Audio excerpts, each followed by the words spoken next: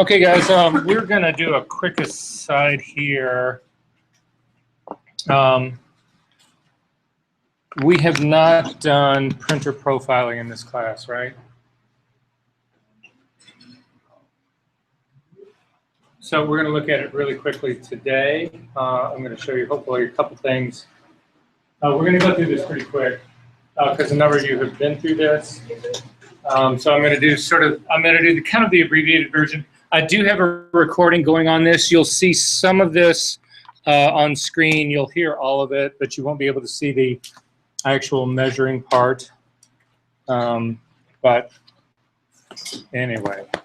So one of the tricks in doing this actually uses the exact same software that you use to do the monitor calibration. Let me change to this one screen. I promise you I'm not going into a serious lecture about color theory again. I just want to bring this up one more time. So what we've done so far is, I know we've done this in this class. We actually generated our camera profile using we've got color checker. And that's what we use to actually get neutralized color, completely unbiased color, non-device dependent color from our camera into our input software. This again would be Camera Raw or C1 Pro or UScan if you're scanning or whatever your software is, whatever focus you're working on Hasselblad. This then actually brings it into Photoshop. Photoshop, again, mathematical theoretical working space that's common to everyone, so that anytime I exchange a file with anybody else, as long as we're exchanging files out of this space into the same space on their machines, there is no conversion. They are exactly the same. And then these output profiles, either out to a monitor or out to individual printers, take into consideration whatever device dependencies these particular guys have. So we built a profile for this. When we actually calibrate a monitor, the profile for this monitor is then generated at the same time and put into effect. So the last bit of the puzzle here is these printer profiles. So I just want to go through that part really quickly. The software, like I said, that you use for this is exactly the same software that you use to do the monitor calibration. It's made by X-Rite. It's this thing right here called i1 Profiler. There's something that you should know about this really quickly, though, and I kept installing the software on my computer. My computer kept crashing every time I would try to use it. It would let me get through all the measurements, and I'd get to the very end, and then I'd try to generate the profile, and it would crash.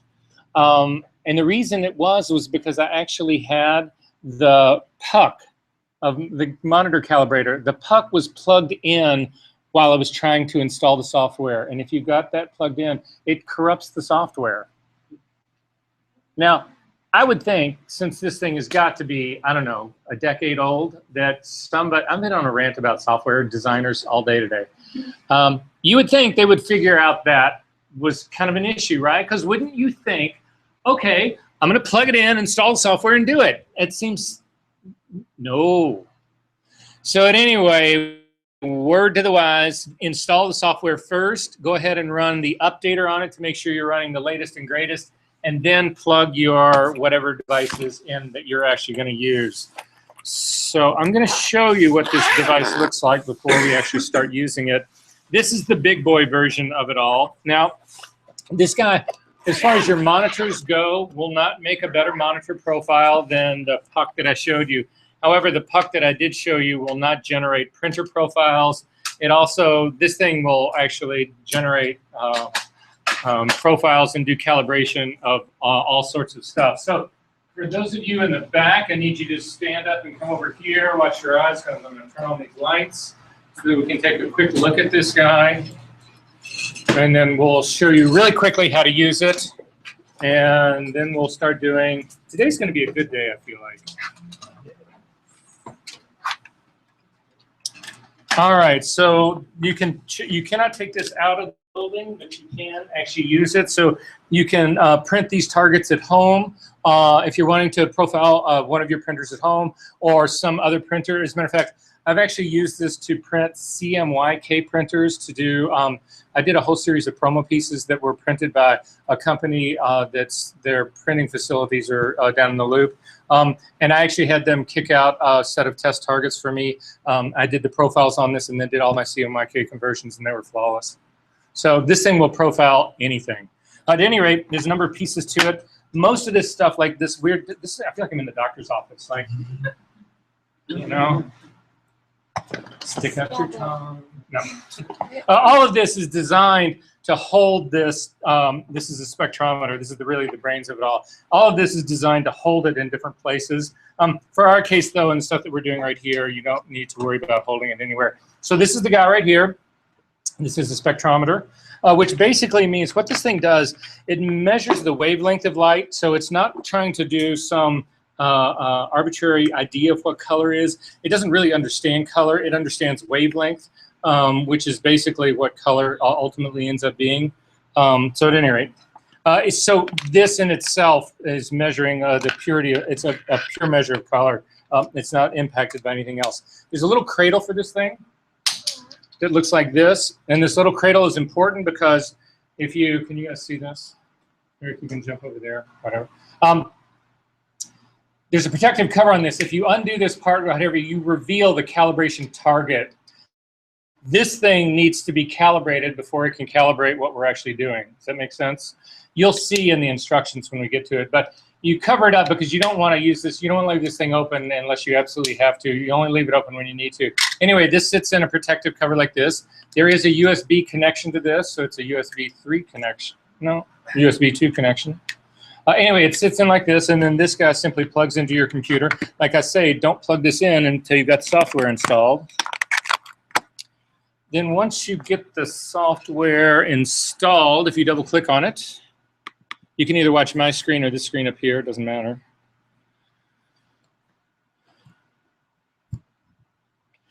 This opens up, and again, you see the exact same screen that we've seen before, that one that uses for the little, either the color monkeys or the little original puck. If I was going to do my monitor, I would click on this and go through there. If I was going to do a projector, I can do that as well, but I'm actually going to do printer profiling. You can do scanner profiling as well. But anyway, I'm going to click on printer profiling. And this thing opens up, and the first thing that matters in this is that you cannot, you have to have a driver for your printer installed on your computer in order to use this software. So what I mean by that is this. I'm going to jump out really quick into my system preferences. In system preferences under printers and scanners, you can actually add drivers. These are all print drivers in here. So if you click on this, you will see that it'll let you add a printer or scan driver. You have to have the driver for the printer that you are trying to profile installed on this. So for instance, they have actually got these P800s out here right now. I do not have a P800 driver installed on this computer. So if you click and you look at this drop-down menu, you'll see I do have a series of Epson printers that are installed here. I've got ones for the 3880, the 4900. This is the one I have at home. It's an R2880. Also, this 845 is one I've got at home. If you need to get the driver first, you go online. So again, I could actually do this. Command N brings up a new dialog box. I'm going to go Epson, and this is for Canon. This works for every printer line in the world. This is all going to work the same way. EPSON P800 driver. What a driver is it's a small piece of software that allows your computer to communicate with the printer.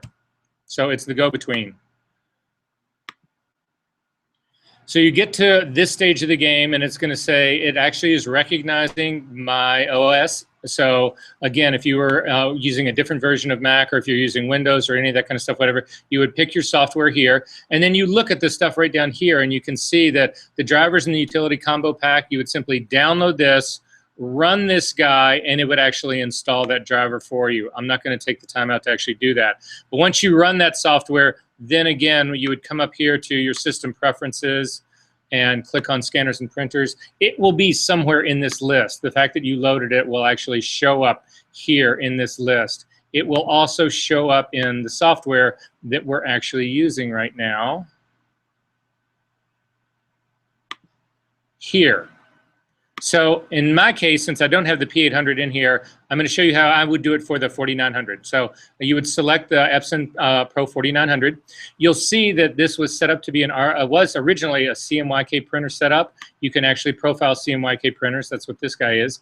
Even though you think to yourself, well, a 4900 uses CMYK ink. Oh, you really can't see that, can you?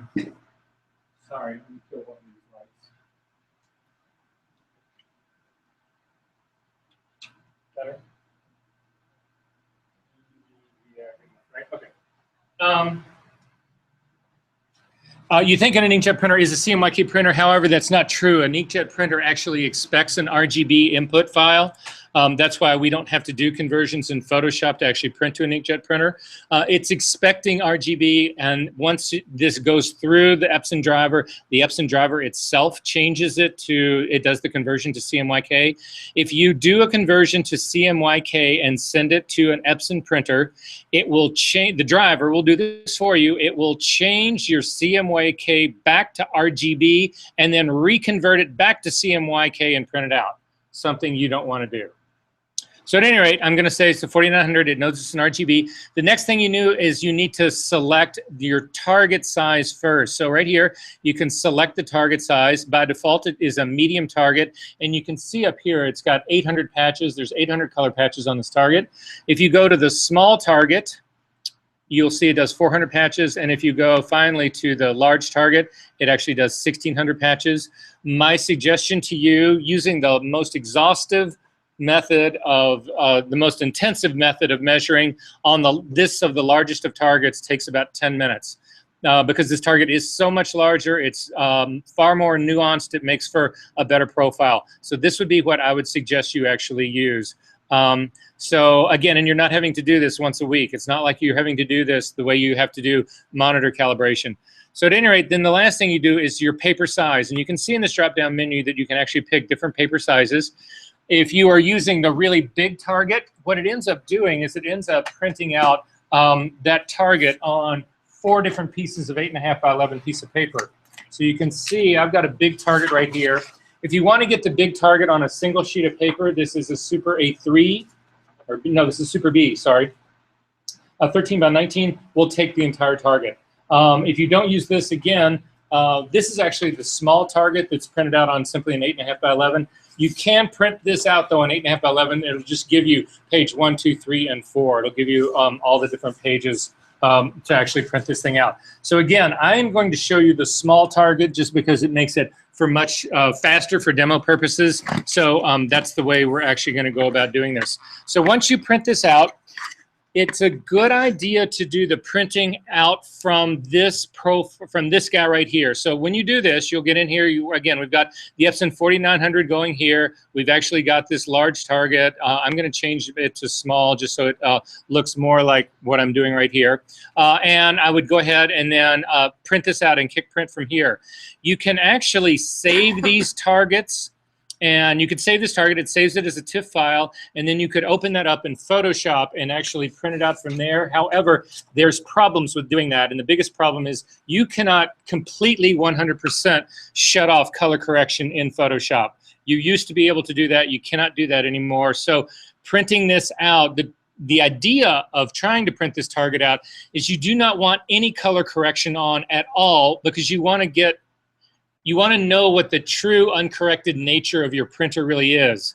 Then once this does its job and builds the profile for you, then you do turn color correction on to actually use this thing. Does that make sense? Okay. What do you actually have to profile? There's a number of things that you need to consider when you actually are doing profile. The first one is the printer you are using, and it is specific. It's not enough to say, I'm going to build this for an Epson 3880. It's that Epson 3880. It's the Epson 3880 that the lab used to have that was marked with the number 14, or the one that was in the corner, or whatever. If you use this profile will be somewhat usable on any 3880, but these things should be printer specific. So if you really care about your printing, you do this for the printer that you're going to actually do it on. If you went to a different 3880, you should do this process all over again on that printer and somewhere indicate how the two are different. So that's the first thing you need to care about is the printer. The second thing you need to care about is the actual paper that you're printing on. Now this is a Canson rag. It's a photo rag paper. That matters. You can't do a printer profile for this Canson rag photo paper and then turn around and use it for some Canson matte paper or an Epson photo paper. It does not work like that. This paper is paper specific. The next thing that is specific to this is the media setting. Now, when we talk about media setting, I'm going to jump out into Photoshop really quick so you know what media setting is. I'm just going to build a quick new file and go to print it. In your printer settings, down here under, let me get the same printer. In printer settings right here, this is what we mean by media setting, is this guy right here. So this drop down, is this is, you're setting this in the print driver dialog box. So this again is where you would set, you know, for if you were doing Epson photo glossy paper, semi-gloss, whatever. Now, the issue with this is that you will only have Epson papers in here as options to actually pick this media setting. However, you have to pick one. And since I'm actually going to this photo rag paper, you can see that this photo rag paper is actually, it's a matte surface paper. It's actually got it on the back what this thing is really called. Yeah, they're just calling it a rag photography paper. It is a matte surface paper. The setting on this, so you have to pick one of the matte settings for this guy. The setting that you pick here is not anywhere near as important as using that same setting when you actually do the printer profile, when you use it and you actually print on this guy. So in my case, I picked Ultra Premium Presentation Paper Matte. I could have picked Presentation Paper Matte. All I would need to know is that that was the setting that I used to build the profile with this. It's the one I have to use for this. Does that make sense? So you're never going to find this in here in an Epson driver, but you pick something that you think is close to it and then just stick with that one. So again, then the final thing that matters about all of this is actually the ink set that you use in this. So Epson has made this more difficult. It's not impossible, but for the most part, you have to use a matte ink, which is designated, a matte black, which is designated as MK in Epson ink sets. PK stands for photographic K, it's the photo black ink. It's gotten to the point now where it's really hard to get to force Epson to use a photo ink on a matte paper and vice versa. But in the old days, you could do that. So I just got in the habit of also putting the ink set in here. However, if you are using third-party inks, you would also want to put that note in here. So if you're using some other person's CMYK ink in an Epson printer, you would make the notation for that. That makes sense? Okay, so once you've gone through all of that, you actually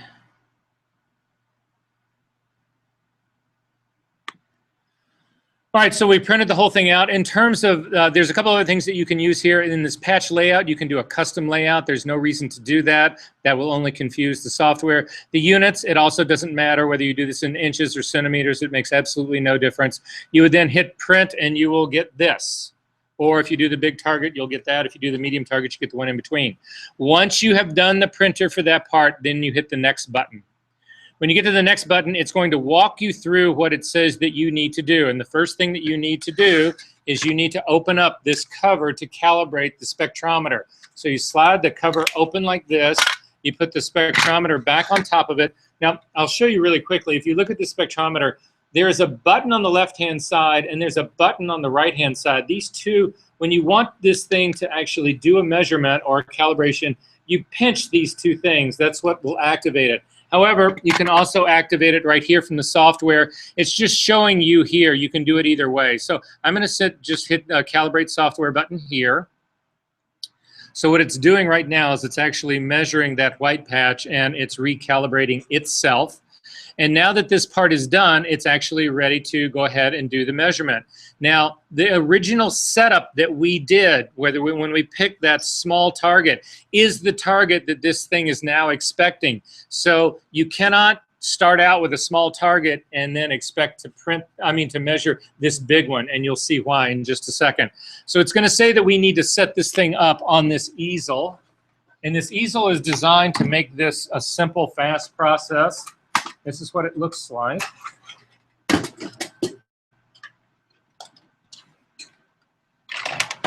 There's a clip in the top to actually hold your stuff. And you will see if you're doing a big target like this, it just fits inside of this guy. So this clips up like this. You want to clip it under and hold your guy, and it fits perfectly in it. So this Super B is the largest that you can get. However, if you're using the smaller target like this, the trick to doing this right is you've got to actually put this thing in the center. And Ben, I think this was your problem. Yeah. You've got to center it like this. If you slide this thing all the way over like this, it will not do a correct reading of your target. So this thing has got to stay centered. And it doesn't need to be perfect. You don't need to whip out a ruler. You can just eyeball it. It will understand things close enough. The next part of the puzzle is this little guy right here, this ruler. You'll see that there's a clear edge on the top of this ruler. I feel like I should be Ron Popeil. And for the slicing and dicing, you use the, no, there's a clear edge up here, and there's this slide. There's a sled that runs in the back.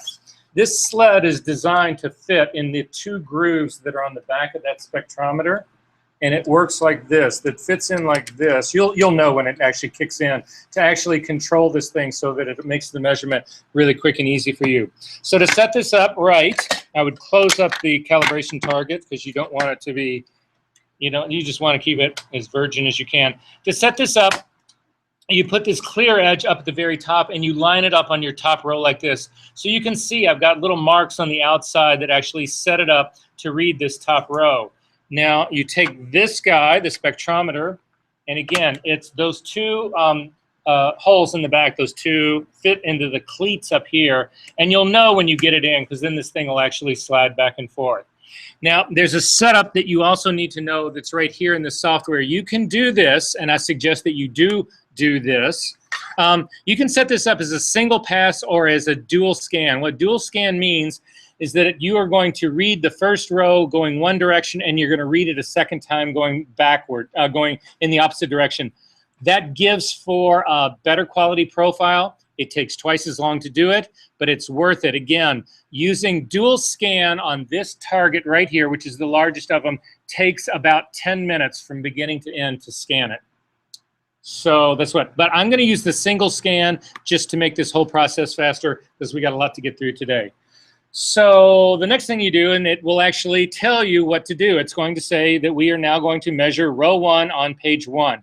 You will notice that, again, if this had been a multi-page target, it says page 1 of 1, that is, but if we'd done the bigger target on these 8.5 by 11s, it would be page 1 of 4 or page 2 of 4 or whatever.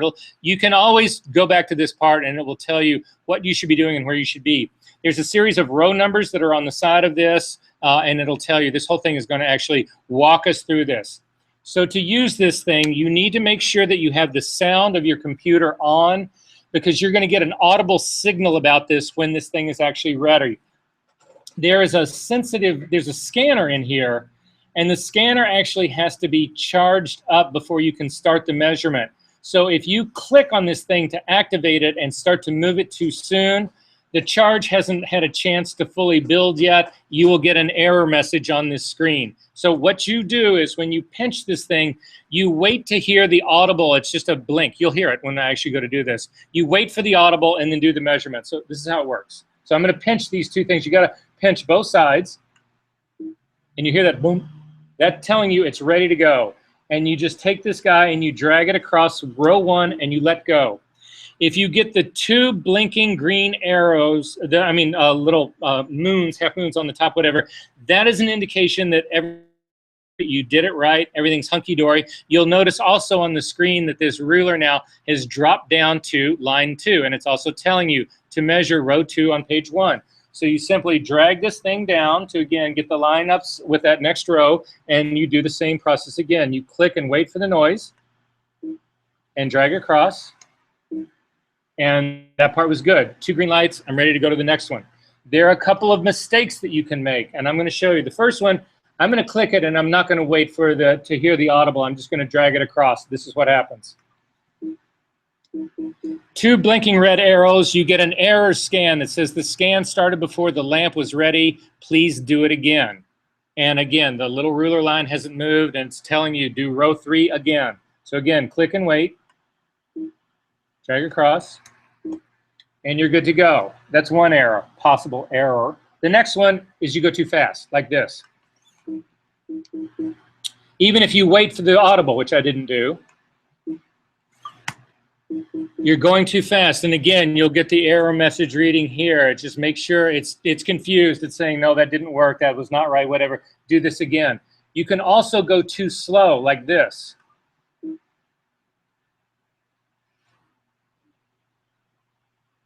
If this works, I'm going to shoot myself. It did work.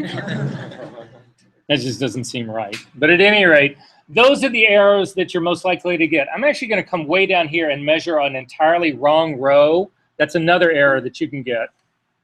And it'll tell you, it'll say there was an incomplete measurement. You got to do row 5. I just did row 10. It knows, the software knows enough to know that this part's actually wrong. So again, I'm going to click, and we'll just finish this up really quick. When you're doing the double scan, you scan in one direction and then in the other. That's all. You just have to do every row twice.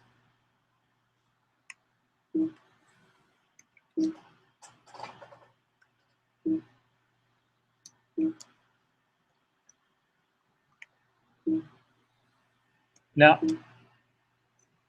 this does state-of-the-art profiling. So for all your friends who are actually trying to print on their printers and they're trying to use weird media, oh yeah, I want to use Red River on my Canon at home, but I don't have a good profile for it. You tell them that for only $75, you can give them a custom profile for it that'll be spot on. It takes you 5 minutes and you made 75 bucks. At that rate, 12 times 75, I don't know. Okay, so that's this end of it, but I want you to see what's going on up here really quick. Let me turn off these lights really quick so you can see. These are the before and after colors. This is the color right here that was expected. This is the color that it got. Do you see any problem here? Just like we ran into with doing the monitor calibration, just like we ran into doing our camera calibration, this is how far off these colors are. The little triangles right here are the requested color and the color that the printer actually gave. I think that that becomes a huge problem. So anyway, to finally finish this up, so this part has actually happened. We've done all of this part. You simply click on the next button.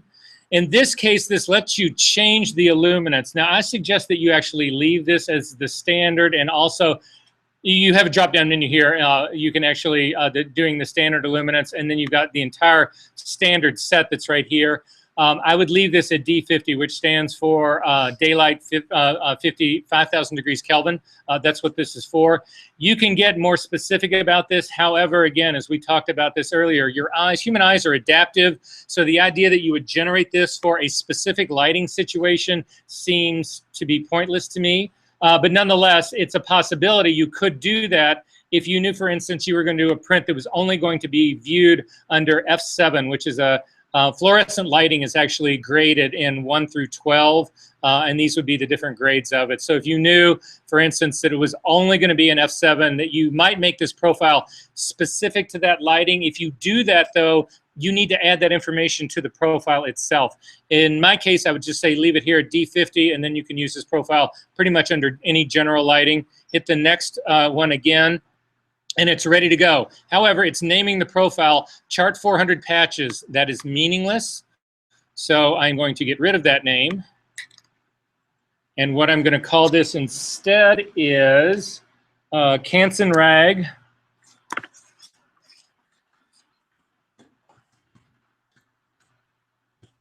underscore 4900. That's my printer. Underscore UPPM, which was my media setting, Ultra Premium Presentation Matte, underscore MK, which stands for Matte Ink, underscore VE. So I've tagged the profile with my name, underscore, and if sometimes you don't have room to get this in, we'll see how well this one does. 201610 should be good enough. .ICC. You can, it used to be that you could actually save this at the system level. They do not let you do that anymore. You will actually save this at the user level. So I am going to go ahead and create this one.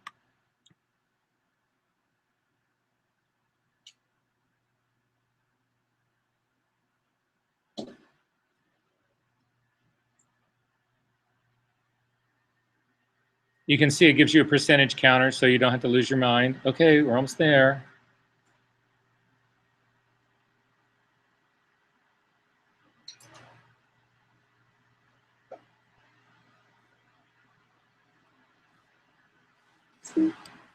The printer is actually done. Then you can do all sorts of things. You can actually look at your profile. Again, this is a representation of the color space. We've seen this in the ColorSync utility folder. We can actually, if we wanted to, we could go look at that right now. If I go into my ColorSync utility,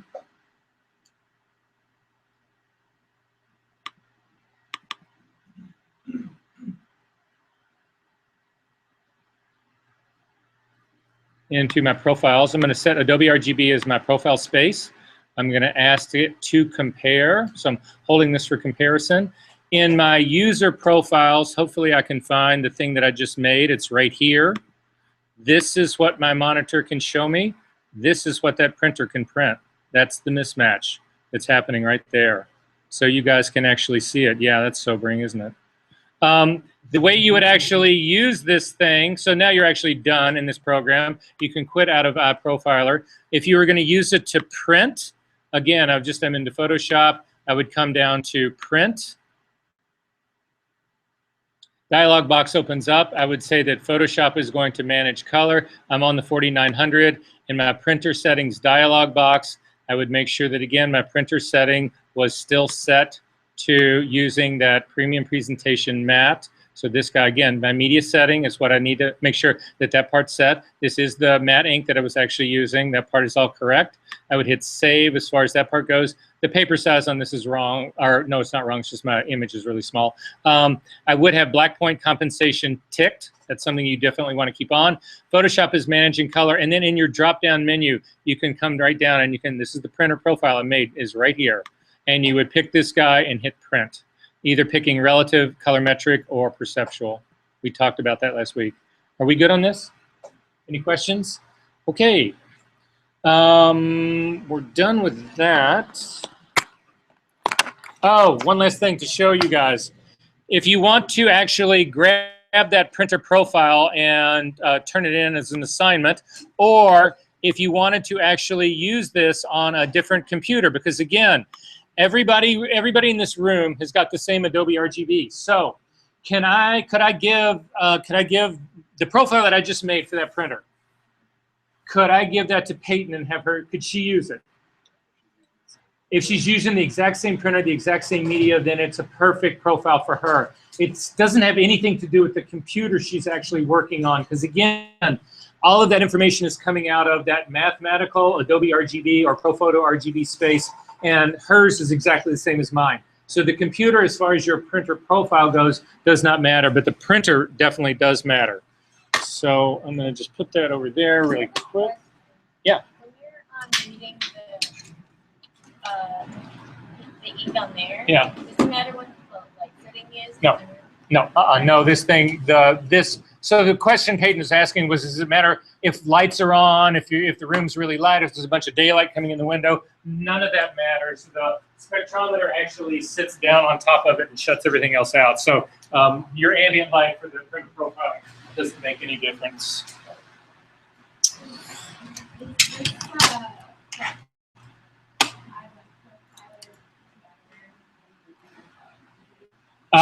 The Color Monkey, again, won't do a printer profile. It'll only do your screen. It will do your printer one. The ones that I've seen didn't, but I know they've got new ones here. I can't tell you the answer to that. If you wondered, you might try both of them and see which one you liked better. Because the advantage of doing this, and the reason I bring this up, and the reason it becomes so important is that how many people in this room use third-party papers? How many people in here prefer Hahnemühle or Red River, or want to use Canon paper on an Epson printer, or Epson paper on a Canon printer, or any of that? This gives you the stuff that you need to be able to actually do that. I always tell this, and this is actually something, Rebecca, you might like this. Well, it makes me think of you in a good way. If you could somehow print on skin, you could actually generate a profile for how ink goes down on skin. So if you can jam leather through one of these machines, plastic, cardboard, whatever you can get. If it'll get through the machine and lay down that target, you can actually generate a profile for it. And your color then will be much, much, much better printing on that hunk of cardboard or whatever you could jam through there. Fabric. A lot of these things are designed to actually print on fabric. Again, I would do a profile for the fabric. And there's absolutely no reason that you shouldn't be able to do that. Make sense? Okay. So for today, I knew there was a reason I shouldn't have done that. I want to look at a couple of files that got turned in, a couple of the Sunny issues. All in all, Sunny wasn't as bad as you guys led me to believe, what you ended up doing with it. Like I've already told you, though, we will be doing Sunny at least starting. Your assignment for this week is to actually redo Sunny. If you are happy with the grade that you've already got for Sunny, you have no homework this week. Well, I can't say that. You don't have to redo her. Whatever is whatever is the highest of grades that you get on 2 versions of Sunny is the grade you get for both. Does that make sense? So if you want to redo it and your grade goes up higher, then I change your grade for week number 4 as well. If you do worse, which is possible, I guess, I will take your grade from week 4 and give it to you today. The only exception to that is if you did not turn in week 4 at all, the best you can get on that is 59. But you won't get a 59 for this week. Okay. So I want to look at a couple of the things that got turned in first, I think. Yeah, hopefully I've got my notes.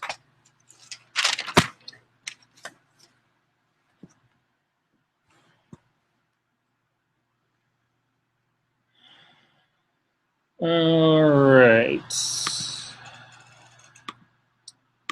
Again, if I open up your file, don't panic. It's not I'm not trying to embarrass anybody. I'm simply these are common problems that happen with everybody. So don't worry about that. There's a lot of people that I actually talked about contamination in your masks. And this is what I meant by that. I'm going to show you actually what I ultimately mean by this. If you click on, let's say I want to check the contamination on this hair layer, and I don't know if there is any in there, but I'm going to check it right now. To check on it, to look at just the layer mask itself, you hold down the Option key and click on the layer mask, and it will actually come up. And now you can zoom into this guy, and you can spot if there is contamination. And what I mean by contamination is this right here. In all likelihood, this should be hair, although this isn't that bad of an example. That's probably a little bit up there as well, but this really isn't that bad. Oh, but this is.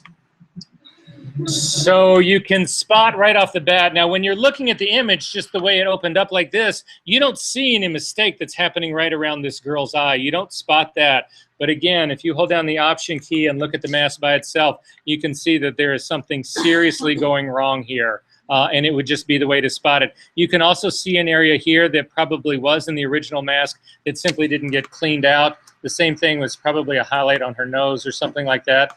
Oh, there's another dot right here. So the point that I'm trying to make, and Ben, this is not singling you out. Everybody had this going on. The point that I'm trying to make is that once you get your mask made, it's not enough to just look at it and see how well you think it's actually doing on your image. You've really got to go in and check just the mask by itself. You can also spot other problems. Like I can see right here how jagged and janky this edge is. This tells me that that mask, that it was a little too aggressive, that Ben's levels work in here probably pushed this a little bit too far. He was trying to get these really feathery hairs to go darker, but it causes the edging on this to cease to be smooth, and you start getting these really jagged edges, and this becomes a problem. It's also conceivable that this was a consequence of an overlay brush that would have actually done the same thing. So I don't know what brought us to this point, but this is something to actually look out for. Check another one here really quick.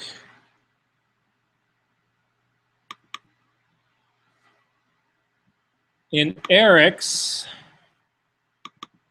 so this is ultimately what I do to actually check these things out. I turn off the version copy of Sunny. I leave on the white background layer, and I see to begin with how well things line up or not.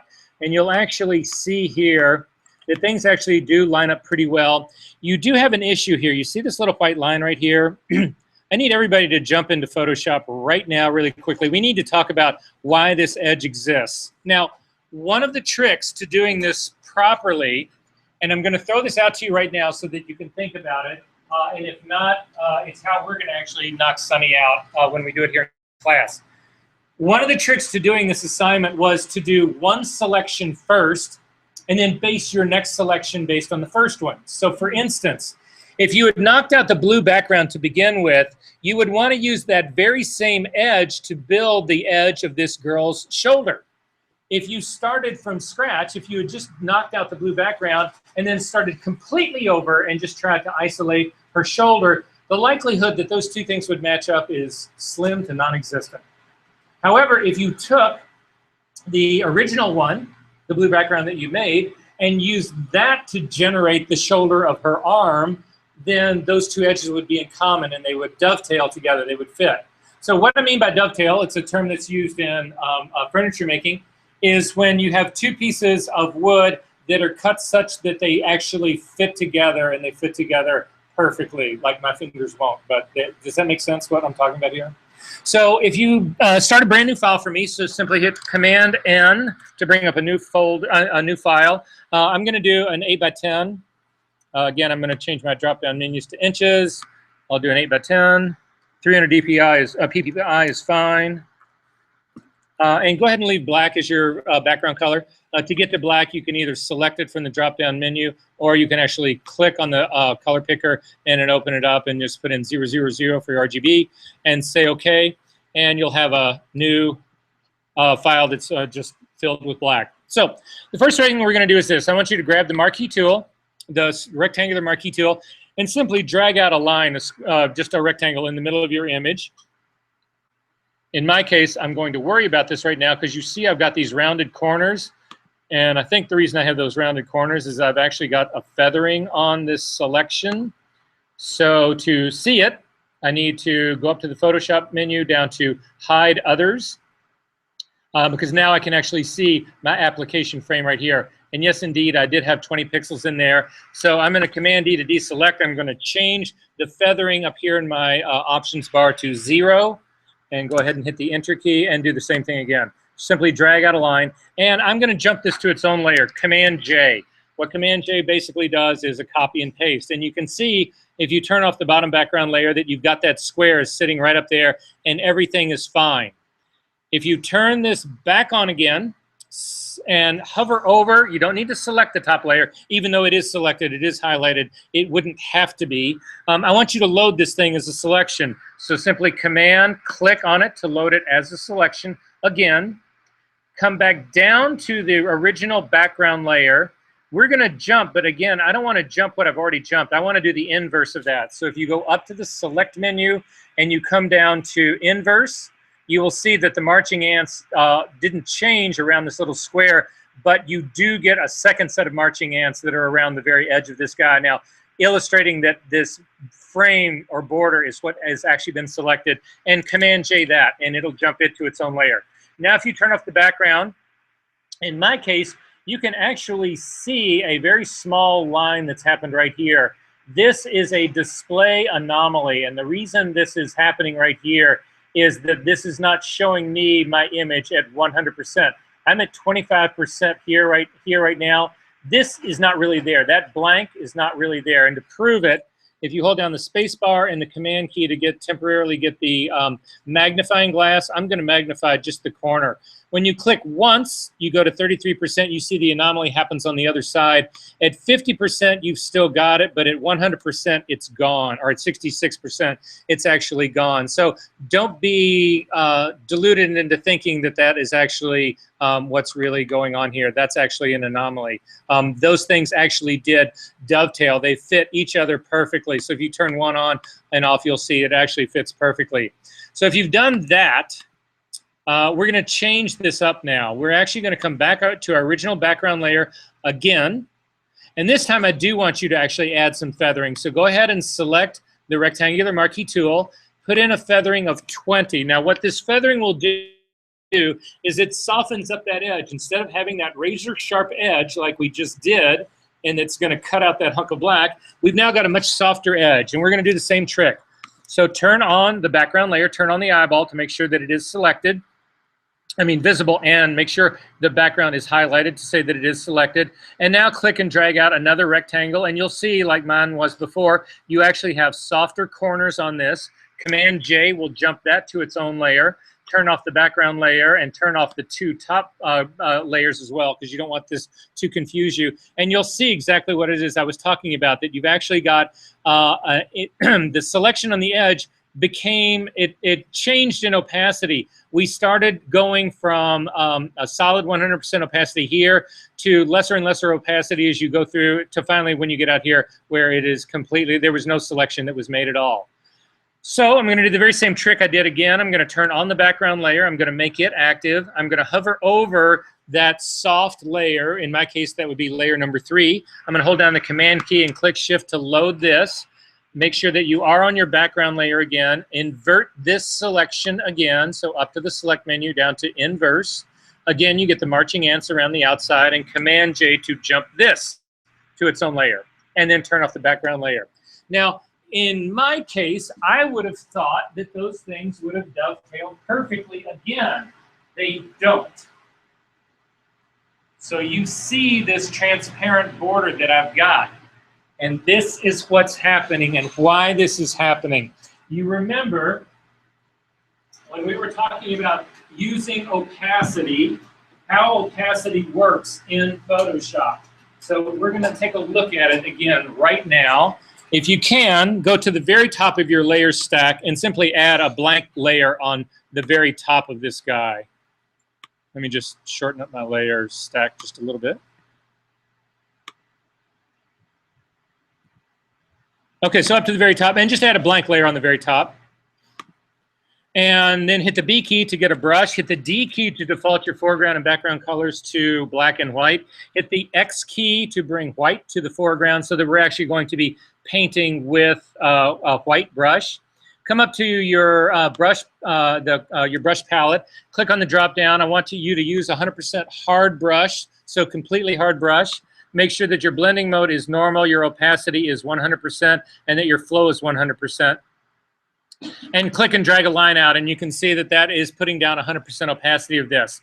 And if you hover your mouse over that line that you just painted and look at your info palette, you'll see that indeed it's reading 255, exactly what you would expect. But now let's drop the opacity in half. Crank it all the way down to 50%. You can also type it in or use the drop-down menu. And now we're going to do the same thing, but we're going to simply click and drag across. And you will see, if you, again, without letting go of your mouse or lifting your stylus off the tablet, as you continue to go back and forth, it does not build in density anymore. And if you then let go and read your readout now is saying 128, which is exactly what you would expect.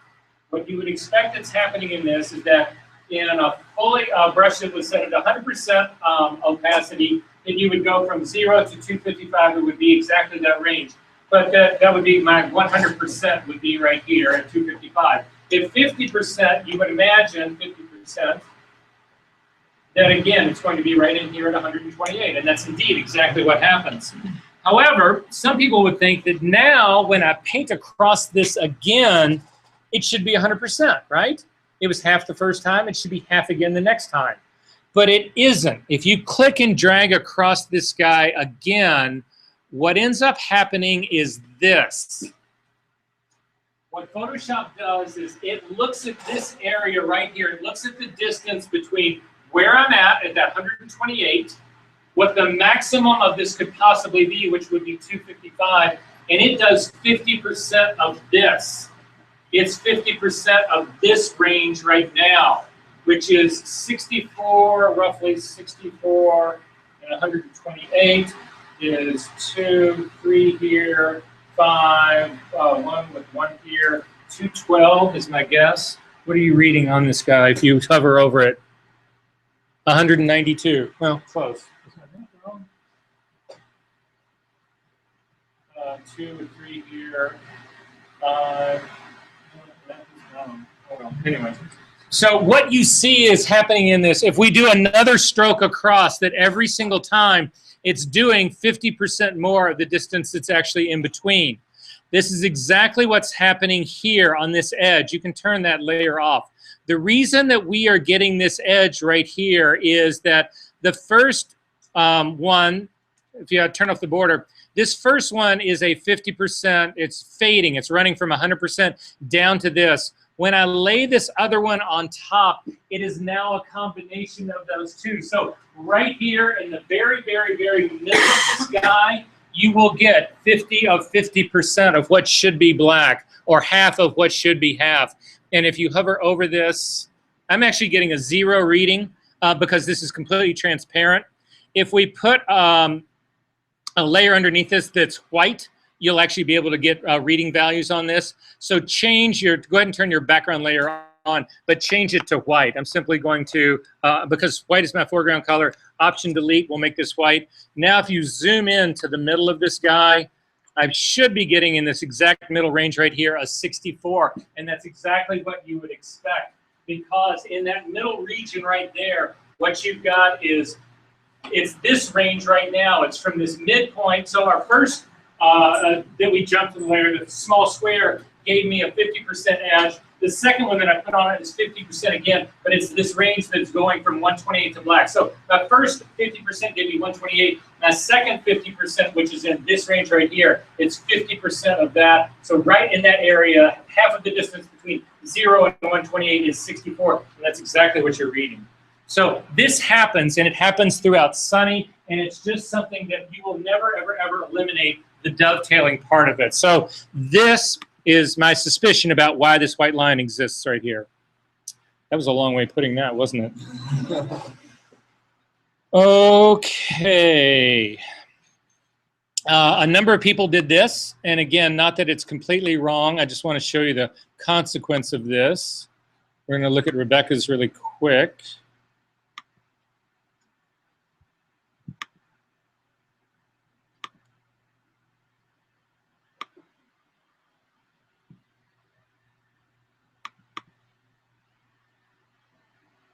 In this case, what ended up happening, she actually did a pretty good job, but all of her masks are inverted. So you can see that the blue background is actually black, and that the skin is actually black, and that that's not that hard to fix. So you simply come in and invert the masks, which was fine. However, and again, Rebecca, about half the people in this room did this, so don't feel like I'm pointing you out. The problem with this, though, is that if you look, what she had done on her blue background was she'd actually removed the spill of her hair on this background. So the minute I inverted that mask, I end up seeing all the spill part of it. So the blue background was actually, to invert it was not a problem, but the spill needed to be removed from the hair layer, not from the background layer. Again, that happened to a huge number of people. I'm going to show you one that I thought was probably the best one that I've seen out of this class first go around was Christina's. No pressure there, huh? Again, if you turn hers off, you do spot certain dovetailing issues. Again, that very same telltale line right there. She had a couple of others that are right around here, whatever. There was a small error that happened in there. This and the hair part was, yeah, how did you guys deal with it? Yeah. That was the challenge, right? Okay. I'm going to show you a couple of others really quick, and then we will actually jump in and do Sunny.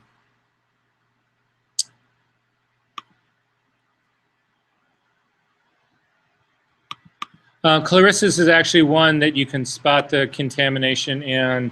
Again, at first glance or looking at this, you think, wow, that's actually really well done. I'm turning off, again, the background layer. Again, you get complications. You see where there are issues about that. But where you really spot it, again, I'm going to hold down the Option key and click on just the mask right here. And I'm not spotting it there. Where the heck did I spot it?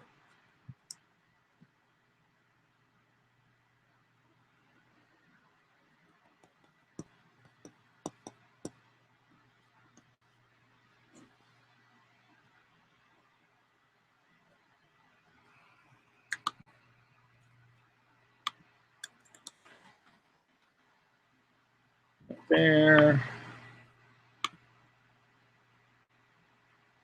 Oh, sorry. Never mind. I'm going to look one because I've got him in. Oh, actually, I do see where I see some of it right now. You can spot it right up here. All of this is all these little white specks. That's all contamination. But there's one.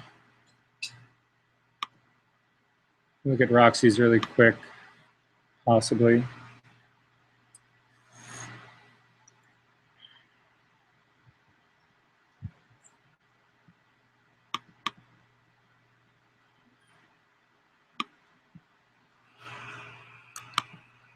Yep, there we go. Again, not to point the finger at anybody, but you can spot all the contamination that's existing in this mask by simply looking at the mask by itself. You'll see all of the stuff that's happening around here, and you know that this part's in trouble. You also know that this exists. None of this edge line of her hair should actually be, of her body should actually be existing in this. However, when you open up the file looks great. I mean, this part looks fine. Even when you turn this guy off, you don't spot a whole lot of it. You know, you're getting that part. But when you go in and actually look just at the mask itself, you'll spot, again, this is clearly a problem and something you would fix. It's just easier to spot if you're only looking at the mask. One last one I want to look at is Harith's really quick. It's just one of the things that I look out for, and you should be looking out for it too, just to make yourself familiar with what this looks like. So again, in this, things looked pretty good until I get in and I look at this part of the hair right here, and I can see that there's some problem with something that's going on here. If I look at just the hair by itself, again, I'm going to turn everybody else off. It doesn't look too bad to me right there, but then when I look at the mask itself, again, holding down the Option key and clicking on that, you can see what's really causing this problem. This looks to me like this was either hit too hard with an overlay brush. That's going to be my suspicion about what's going on here.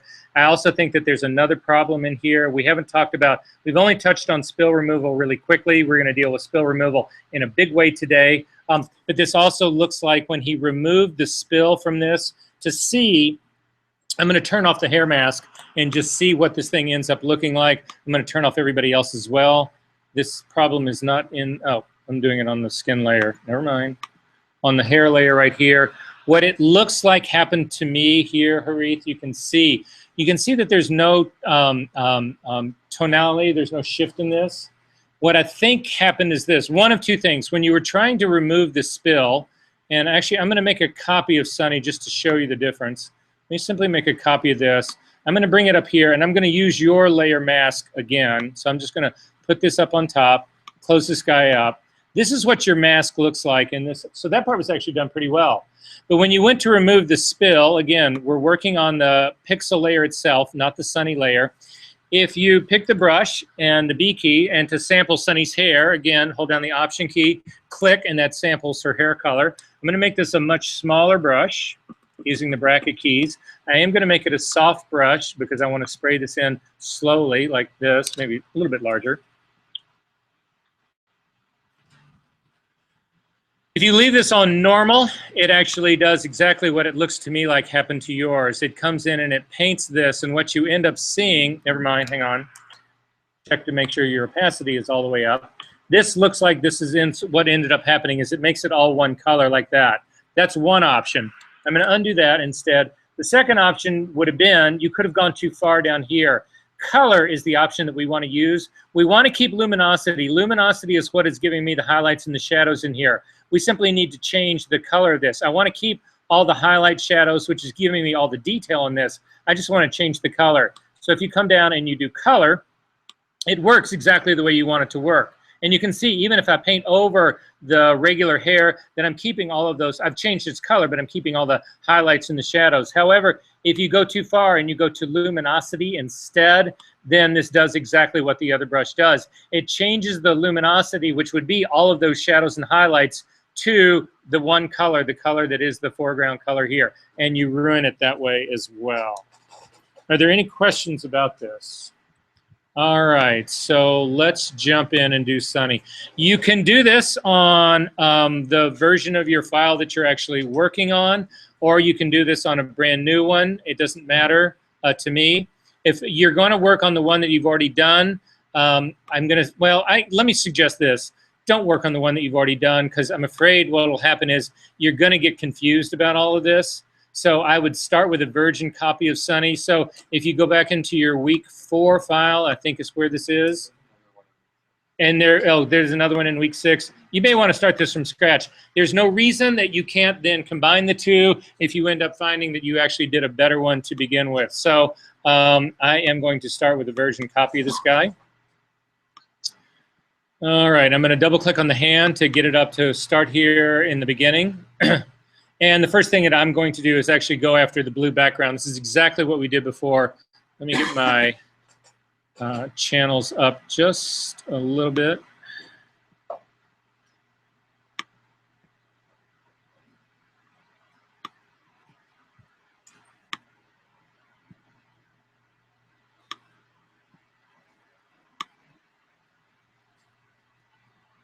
Okay.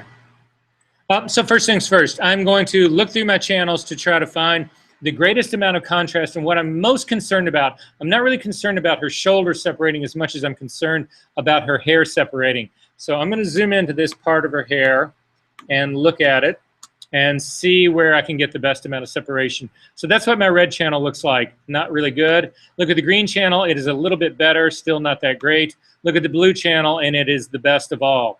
Sometimes what will end up happening is that you will actually not be able to tell which of the channels is better.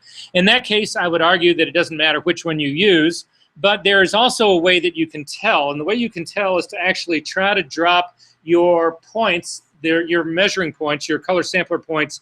If you drop them first, then you can go back and forth between your different layers, your different channels, and decide which is actually the best one. So if you felt like the green was really close and the blue, we can find out in just 1 second. So I'm going to zoom into this area where this curl is on the side of this girl's head. If you want to do the exact same work that I'm doing, this is sort of the place that you need to be. And when you look at this curl right here, the thing that I want to point out to you is if you look at this edge right here, this thing that's coming out right here, right in the middle, this is a tone that's much lighter than, for instance, say this area right up in here where the dark part of her hair is already much darker. The point that you pick to make black matters.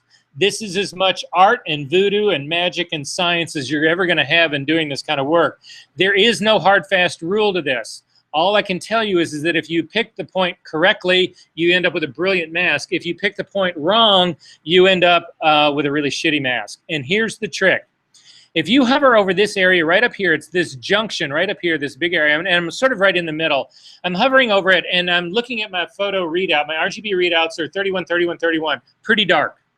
If I was to run a levels on that to make that black, I would run a levels. It won't be exact, but it would be close to 30 on my black point and my levels would take this to 0. However, this area that's right down here, the area that I told you, this much lighter area right down here, when you look at this area down here, it's reading 114. If I use this top one as my point right here and take it to black, this thing will not be anywhere near black. However, if I take this point down here, the one that's much lighter, and I take it to black, which is going to be a levels of close to setting my black point up to 107, this thing that was only 30 points away is definitely going to go to black. So the trick to doing this is when you're looking to do your black point, you want to find something that you feel should legitimately be black, but the lightest of the ones that should be black. So I know this area right here should legitimately be black, but I have a suspicion that this area right in here, in this curl, look up at my screen if you don't know where I'm talking about. I have a suspicion that this thing in here should be black as well. And I'm reading around 65 in that area.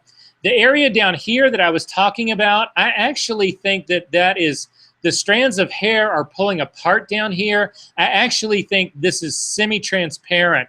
This is a far too aggressive place to pick. If I pick this and get it to go black, it's going to make for too aggressive a mask in here. So this is too aggressive. This up here is not aggressive enough. And this area right in the middle is, what's the three little bears? The baby bear, you know, the hot, too cold, and just right. Is that the right story? Yeah, well, those bear things. All right, so anyway, Nonetheless, so this is where I'm going to pick to drop my point. Now, I've actually already got color sampler points in this file. So if you've got these, we need to get rid of ones that are already in here. To do that, come to the color sampler menu, which is the magic wand tool or the quick selection tool. But this eyedropper right here, down to color sampler. Come down, and actually I'm going to hover right over this area. When you do this, oh, I said I wanted to get rid of my other color sampler points. When you click on that, you'll get a menu item in your options menu up here at the top. It says clear all. You simply click on that, and it will get rid of those points that were already in that file. You need to make sure that your sample size is not set to point size is yours. Point samples, that's what's set? Okay, I need to go tell them about that. I'll be right back. You need to change that to 3x3.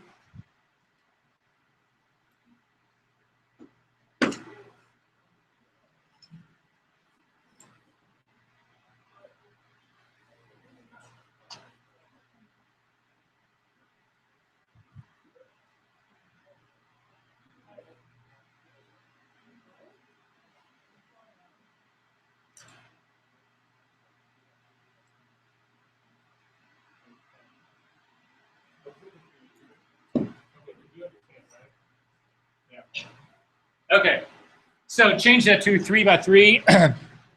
It will give you a much more accurate sampling of this. Come down, and I'm going to, again, I'm going to pick someplace right in sort of the middle of this. Stay away from the edges of this, something sort of in that spot, and click, and it drops down a sample point. I ended up with 49, 49, 49. If you're doing the same thing as me, you may not be exact, but you should be close. And then I'm simply going to click on a point right outside that's in the background that's sort of close to what's going on here. I haven't made a copy of my file, of my channel yet. I'm just doing this to see my contrast range. So in the blue channel, I'm getting a difference here of about 155 points. That's the difference in my range. 206 minus 49. I think is going to be close to that. So in my blue channel, it's a 206 minus 49. This will give me the range in between the two. 16, that's 7. That's a 4, that's a 9.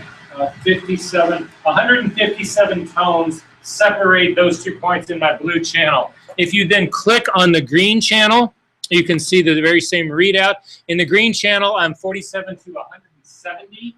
So in my green channel, it's 170 minus 47 is 331. So I've got 133 tones separating in the green channel, and I've got 157 in my blue channel. That means my blue channel is more contrasty and the one that I want to use for this. So grab the blue channel and simply drag it down on the dog-eared guy at the bottom of the channels palette to make a copy of it. Double click on it, and we're going to call this blue background knockout, or just call it blue background. And say OK. I'm going to bring up the levels dialog box, the layers dialog box now. Command L brings it up. When this actually opens up, you'll see that this is in a scale of 0 to 255, but my color sampler readouts are giving me readouts in K, which actually is legitimate because, again, channels can only contain grayscale information. You cannot have color in a grayscale background, but you can actually get your readouts to give you the translation of these K values into RGB. To get to those, you simply click on the eyedropper of point number 1. You get a flyout menu, and you can come down and say, I want it in RGB color. And you can do the exact same thing for your number 2. It kicks out, and you've actually got this in RGB color. Now, the irony I see in all of that was when I actually dropped that sampler point, you remember it said 49. I'm now actually getting a 70 reading right here in this blue background. I have no idea why. But at any rate, it doesn't matter. It's still going to do what it needs to do. So I'm going to grab on the black point in my levels dialog box. I'm going to click and start to drag to the right. And I'm going to stop before I get to 0. Because again, look up at my screen really quick right here. I can get to 0 right here, but I can also, I'm going to change this. And you will see that this 0 reading, well, let me get to 0 really quickly to what actually it should be.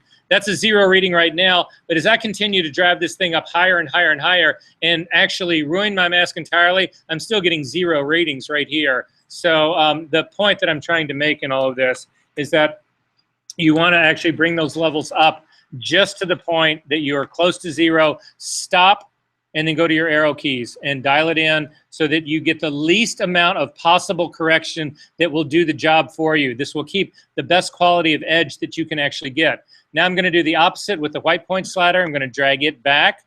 And again, I'm trying to get close to 255, but don't get there yet. I'm stopping at 251. And then again, going to my arrow keys, the down arrow keys to get to 255.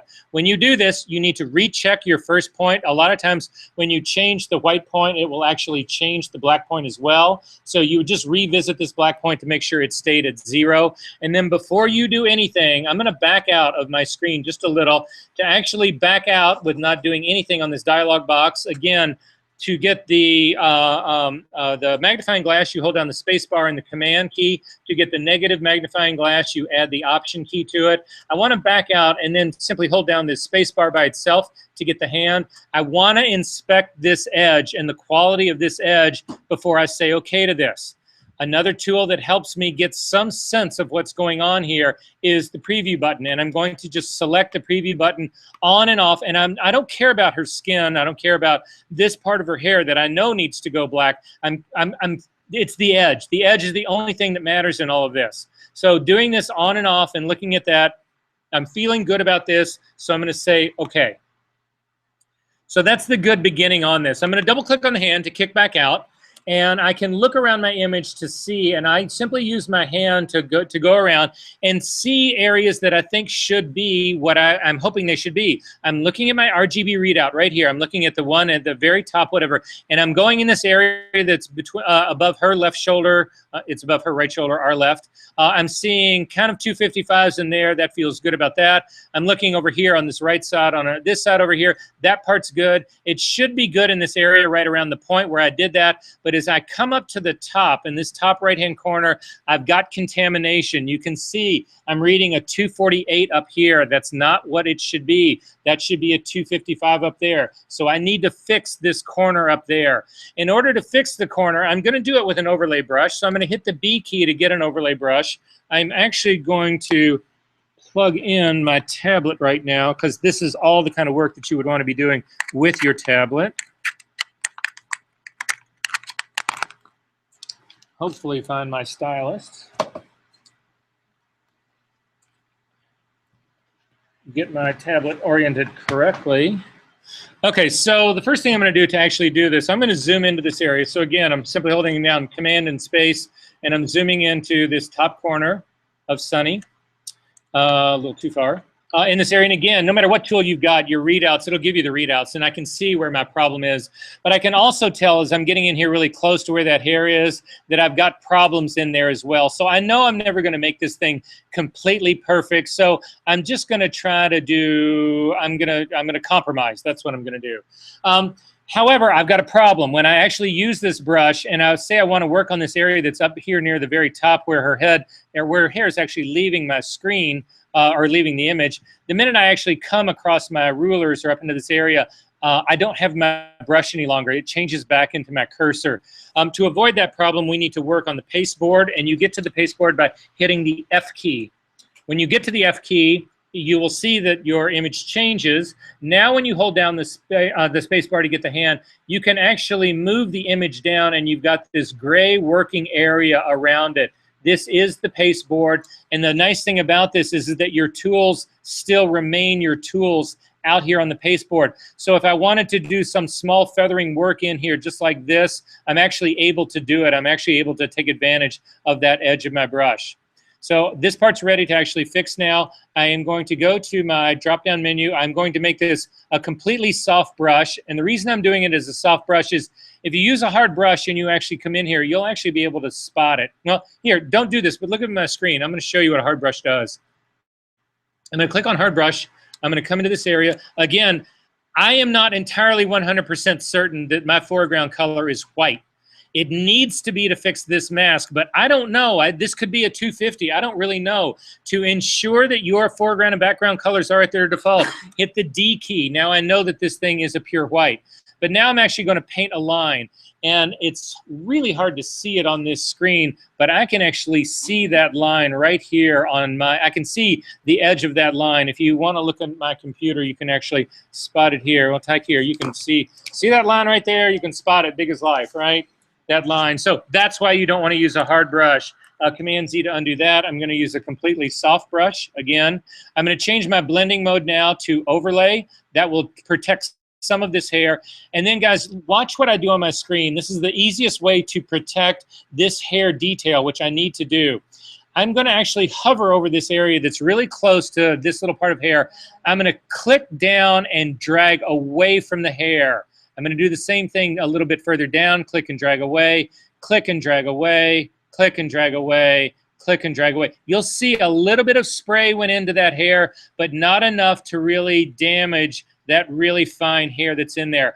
I am not going to be any more aggressive about what's going on in this really fine hair in here. Now when I actually get my brush to the outside, you can see that in this outside area, that little edge that I do right now is reading 255. I am now going to change my brush back to normal, and I'm going to change it to a hard brush because I don't want to run the risk of spraying anything else in there. And I'm finally just going to clean out the rest of that corner, which is all you guys need to do. Now again, if you drop down in scale, now as you run your cursor over here, you'll actually see that that entire thing has been cleaned up. And save this work. So I'm going to come up to the menu. I'm going to come down and do a save as. I'm going to go to my TOS folder where I've probably got 30 of these already. I'm going to do, this will be the fall 2006 version.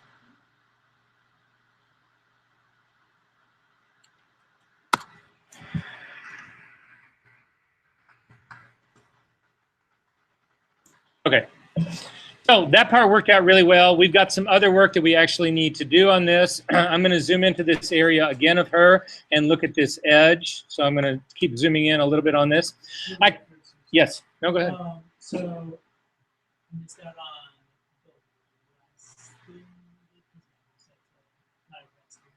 Okay, that's fine. So you simply click and drag away from that. Yeah. So you've got a soft brush. So are you really keeping that for the long edge?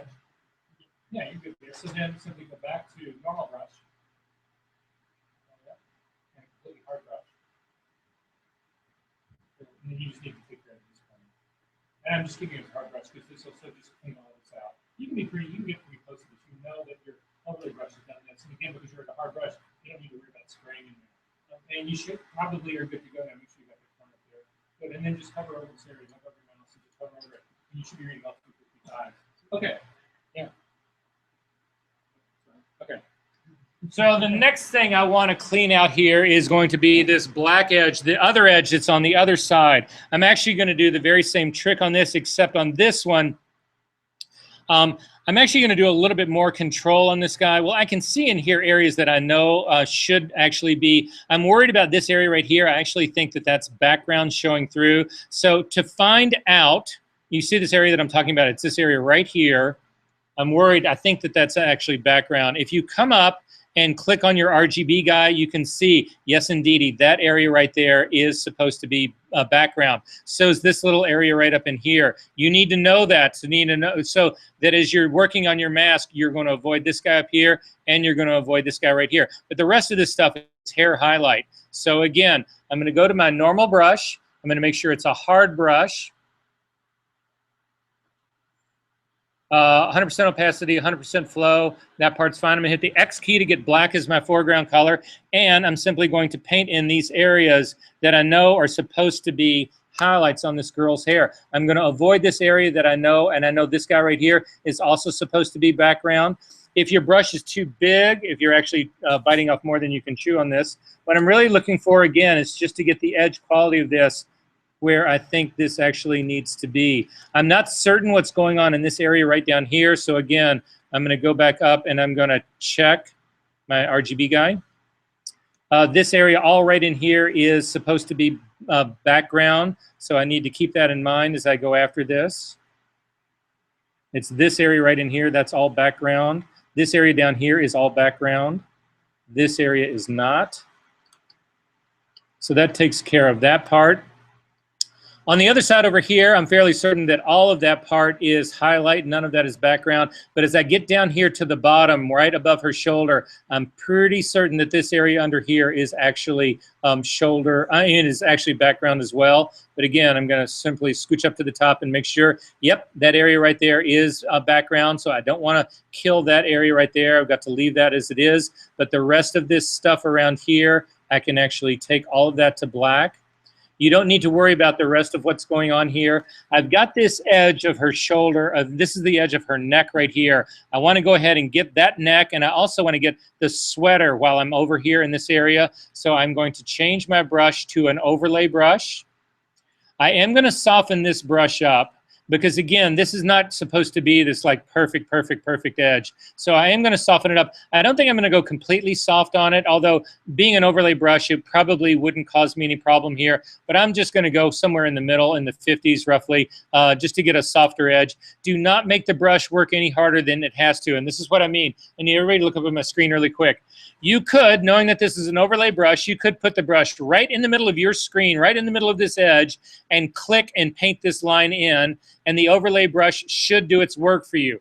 However, if there's anything that was in this background, or if you got close to some of this other area of other hair up here that really should be translucent, you run the risk of hitting into stuff, areas that you did not want to hit into. So I always caution people, do not make the brush work any harder than it needs to. So I'm going to undo that. Instead, I'm going to use it much closer to this edge and just kick it down once again. Now, we've talked about this before. You do not want to lift your brush up when you make that first pass, because this edge is controlled by opacity. That first pass gave me, it did the work I needed it to do. It actually made that edge black. However, you can see on the very, very, very edge of this, it's still got a little bit of a soft edge. There's a little bit, and that's because there was transparency there. It was fading out. If you hit this a second time, watch what happens to my screen. A second time sharpens that edge up. A third time makes that even sharper still, and now your image looks like it has been cut out, which is a mistake. You do not want it to do that. So I'm going to go back 2 steps in history to where I did that first move, and I got the entire thing in one shot. So this edge now has been complete. If you want to get some of the thumbnail going right now, we could actually hit that guy. To get it, go back up to a normal brush. Make sure that it is a completely hard brush so that you avoid any chance of overspray. And then you can actually get rid of a little bit more like this, just to give me an easier place to actually draw a selection on. I'm going to kick back out now and look at other areas. I've got some problems right here. This is all blue area right here. So I'm going to zoom into her fingers on the other side. And the way I'm going to go after this, again, is with an overlay brush. So I'm going to grab overlay. Black is my foreground color. I'm going to make my brush a little bit smaller. And all I'm looking to do is get a hard edge where her knuckle, where her skin is meeting this background. I'm a little nervous about this hair right in here, but so that's how I'm going to go after this anyway. So I'm going to come into here again. I'm trying to keep my brush right along that edge of her skin. It is an overlay brush, so it's actually helping me do this. But I also don't want to make this brush work any harder than it absolutely needs to go. And I don't care what's going on here in the middle of her fingers. That's easy to get. What I really just care about is this edge. And so that's the part that I'm actually going after. I got that one pretty good. I'm actually going to go after this other side over here. I got this guy pretty good. What I don't have pretty good is this fingernail, the tip of this fingernail. To get the tip of this fingernail, I'm going to use the pen tool. Hit the P key to get the pen tool. I'm going to zoom into this just a little bit. I'm going to start out here on the edge, and I'm going to click a point down. Again, I was doing that with my stylist, which is a problem. So I'm actually going to go back in history to get rid of that and do this either with a mouse or with a tablet. And I'm simply going to click on a point there. I'm going to come out to the tip of that guy, make sure that that's actually on the tip of her fingernail, and then click and drag a point out to give the curve on the top of her nail, and then simply come back around and finish off that path. I now have a path that's giving me the shape of the front of that fingernail. I'm going to go to my path palette. I'm going to Command click. I'm not going to save this work path. I don't need to save this guy. This is going to do its trick right now. I'm going to Command click to load that as a selection. I'm going to come up. I don't want to fill this as a selection because that'll be too hard. I need a little bit of a softer edge there. I'm going to come up to the select menu, down to modify, down to feather, and I'm going to feather this a 1/2 pixel. You don't have to use a full pixel. You can do a 0.5 of a pixel and go ahead and soften that up like that. That just softened my edge. Now, because black is my foreground color, if I hold down Option Delete, it will fill that area with black. Command D to deselect and go back to my tablet. All I was looking for it to do was make that little point against this background right here. The rest of this, I can hit with an overlay brush, or for that matter, I can hit this with a solid brush. So again, hit the B key to get back to my brush. I'm going to change my blending mode to normal. Yep. So, switch to my brush, and then it's on, is it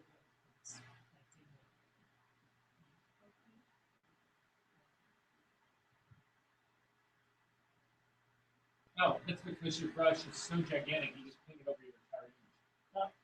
You're only seeing the center of your brush. Keep going down. You got a long way to go. You're at 5,000 pixels and heading down. So it's putting your straight down. Now you got brush. okay? I found that 8,000 pixel brush. It's a winner every time. It'll do all of it for you, right? So you can see there's areas in here again that I know already. They're all going to black. That's all going to black. That's all going to black. This area here in between her fingers, that's all going to black. The edge that I built up here, I can just come in and trace this edge to go ahead and get that part to go into black as well. You can see what I'm actually doing here. This whole part down here, you can go ahead and fill all of this in. That's all supposed to be black. I'm going to go back into this area right in here. Again, this is where her skin is meeting skin. So that part's all black. What's not black is this area that's right in here. This area where her cheek, that is background that's actually happening right in there. However, if you try to use your overlay brush on this part right here, well, let's see how it goes. I'll go do an overlay brush again. I'm going to make this a soft brush again. And then I'm going to simply click and try to come down out of that area. And it's kind of working okay there. I might actually keep that. I feel like I'm spraying stuff out into this background. So I'm going to go back in space, back in history, and undo that work that I just did. If you get to a certain place and your history palette is really short like mine, again, you can do it manually with keys, simply holding down Command Option, hitting the Z key, and travel just back in time to undo that. Okay, I am actually going to redo that part. Oh, I guess I'm not going to redo that part. So instead, I'm going to actually hit this with the pen tool as well. So again, the P key to get the pen tool. I'm going to start right up here at this top edge of her. And I'm actually going to outline the white space. Again, why don't I listen to myself, right? I'm saying I don't ever do this with a tablet, and I keep trying to do this with a tablet. So again, the P key, I'm going to click up here. And I want you to select the space now, not trying to get on the outside. So click the space. And realize that this area right here next to her cheek is a curve. So again, we're looking for those hills and on the sides of the mountains. And I'm going to continue to come up here like this and finally finish it off. Now when I actually load this work path as a selection, Command click loads that as a selection. I'm going to feather this again. So up to the select menu, down to modify, down to feather. I'm also going to stick with that 1/2 pixel feather. I'm going to say OK to that. But now what I've actually got is this selection in the middle. If I hit my B key to get a brush and I paint on it, it's going to paint. Oh, I've got actually a soft light brush going on right now. If I do this with a normal blending mode, I paint in the background, which is not what I want to do. Command Z to undo that. I'm actually going to do 2 of those because I hit this twice. Instead, I'm going to invert the selection because I want to paint in this area around it. I want this white protected. So I'm going to come up to the select menu down to inverse. Now, you didn't really see any change there, but what is happening now is the marching ants are going around the complete exterior of this image. This area right now, you'll see, again, I've got a brush selected. Black is my foreground color. Now, as you try to paint across it, the background is protected, but it will paint on the area that you want to be part of your mask, which is exactly what I want to have happen. So it's just a faster way of actually getting to it, and I think it gives you a better result. So Command D to deselect in case you've got that. I'm going to zoom back out a little bit. I'm going to, the last area that I feel like I need to hit with an overlay brush is this area right here. So again, I'm going to change my brush down to overlay. Black is my foreground color. I'm going to make sure that it is a medium hard brush. I'm going to go back to my stylist, and I'm going to, again, not make my brush work too hard, but I'm going to finish filling in that area right there. I'm going to zoom out. There's a couple of other places that I probably need to hit. I've got this part right here. I've got this. I'm going to continue to work this down on the side of her hand a little bit more. But the rest of this, I've actually got a good edge around everything now. So now I can actually simply paint in the rest of this. So it's up to a normal brush. Make sure that it is a hard brush so that you don't overspray anything. And then simply fill in the rest of this part, painting, respecting those edges. Again, leaving that open. This is all hand right here. That's all hand. I typically use a brush when I'm trying to deal with tighter areas like this, and then I would actually go to a selection tool to get the rest of it. Now, I don't have this edge yet on the top of her sweater. We'll get to that guy in just a second.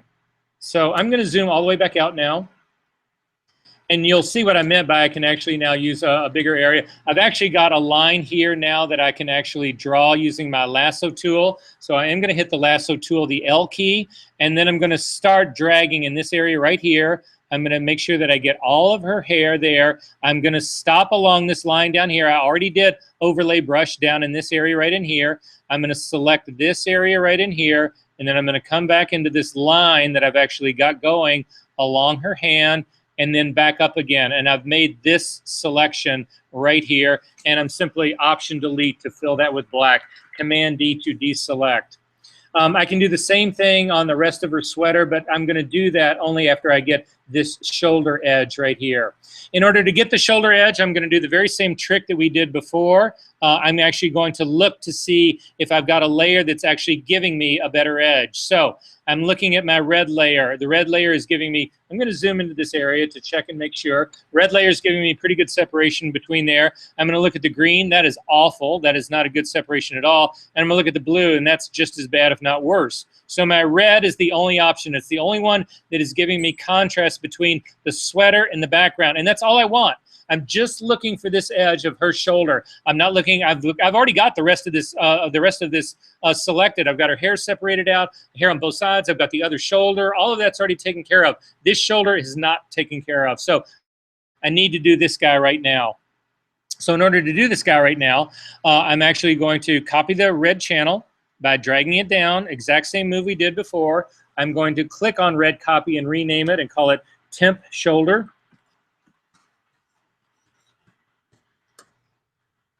And I'm going to zoom into it. And it's the same trick that I'm looking for. So look up at my screen so you can see where I'm looking at and what I'm talking about. There's areas right here of this sweater that are much lighter. This area right here is lighter than this area right here. If I get this area right here to be perfectly white, this area will not have gotten there yet. If I get this area, which is darker, to be white, then this area, which is already lighter in tone, will already have been there. It'll already have gotten there. What I'm also noticing is that this sweater is fuzzy, that there's a fuzziness to this edge that I actually want to maintain. I don't want to hit this part too hard. So again, I'm going to lay down 2 points. I'm going to pick a point right around here as my first point. So I'm going to go to my color sampler tool, and I'm going to drop a point right about there. And in my case, I'm getting a 3 read. This is now will be my read number 3, because again, our points number 1 and 2 were hair and background. I've now got 3, and I'm going to click and do this drop down on my menu to get an RGB readout. So this area is reading around a 198. I'm also then going to go just in the background outside of this. However, you need to be worried about the fuzziness of this sweater. You wouldn't want to pick something really close to the edge of this guy background-wise. There may be sweater in that. I'm going to pick something a little further out, and I'm going to click on that. Again, I get a reading of 48K, 48%. I'm going to click the drop-down menu and make that an RGB readout. And I can see that this is going to be much dicier. I've only got roughly 47 points of contrast between these two. But I'm going to go after it anyway. Command L to bring up the levels dialog box. I'm going to click on my black point and start to drag forward. And now in this case, I'm not looking at this first set of points. These first set of points is the sweater. That's going to go white. What I'm really looking at is the number 4 point, the one that's got the 4 on it, because that's what's measuring. This is the darker of my two. So I'm going to drag that up till I get close to 0, but not quite 0. If you hit 0, you can also use your command keys to back it off. But mine don't seem to be working, so I'm going to hand back it off to make sure that I've got some value. Then go to your arrow keys and start typing it in till you get to just 0, nothing more. Then I'm going to go after my white point, click on my white point, and start to drag it back. I'm looking to get to 255. So again, I'm waiting to see to get to close to 255, but not there. So I'm at 253. Perfect. I'm going to then go to my arrow keys and actually type it in until I get to 255 and not a step more. Then you can look at the image that you've actually got going here, and you can see there is contamination in the background. I'm okay with that. I think I can fix that with an overlay brush. I am getting this fuzzy transition between the two. Again, you still want to use that preview to turn this on and off to check to see, is this being too aggressive? If you feel like this is being a little too aggressive, there's no reason that you can't back this off a little bit. So I'm going to pull off my white point just a little bit. So it's not at a perfect 255. I'm at around a 228 here because I feel like I can fix this with an overlay brush. Yes. Did somebody yell out? Who?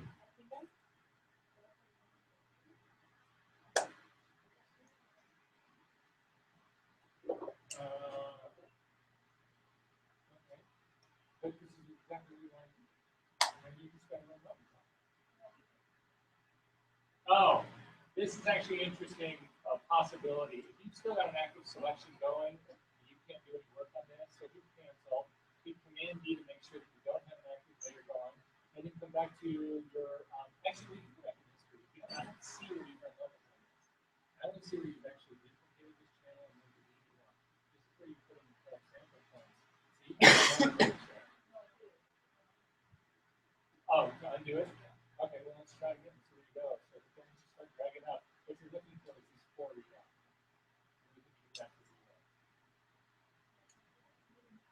Oh. That's what you're talking about. Huh. All right, you cancel out that. Let's do Command D one more time to make sure there's no selection going on. And then try it again. It's not changing. Oh, good preview. Thank you. We'll be on there eventually. So what happened was her preview checkbox was turned off. What also could have happened, and if this happens to you, simply save your file, close it up, open it back up again in Photoshop. It'll take care of a lot of problems. Okay, so I backed mine off a little bit because I feel like I can do a little better with an overlay brush in this area, that I don't need to be that aggressive here. I feel like the quality of this line seems a little bit better to me. So if you want to do the exact same thing I'm doing, I've got values in on my black point is 133, my white point is at 193, and I'm going to say okay to that. Then again, I'm going to hit this with an overlay brush, the B key. I'm going to make sure that this is a soft overlay brush because I want to keep this soft edge going on here. I'm going to change my blending mode down to overlay. And in this case, again, I'm starting with black as my foreground color. I'm going to get close to this edge, but not on it, but I'm going to get close to this edge.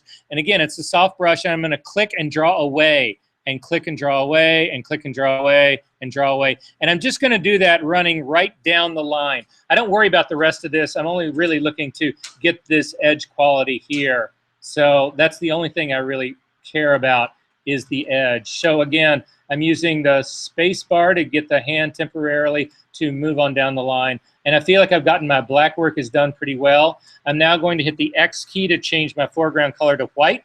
And I'm going to do the exact opposite on the other side of this selection. Trying to, again, maintain kind of the quality of that edge. I'm not going after all of it. I want to keep part of it kind of fuzzy.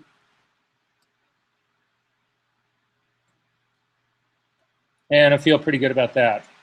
And that's all I need to do. And again, if you just run your mouse, or I mean, I'm not actually painting with this. I'm just hovering over this, and I'm reading good solid 255 up there, and I'm doing solid zeros on the top part over there. Again, I'm not worried about the hand. I've already got the hand. I'm not worried about anything else here. So, is everybody with me so far? Are we good?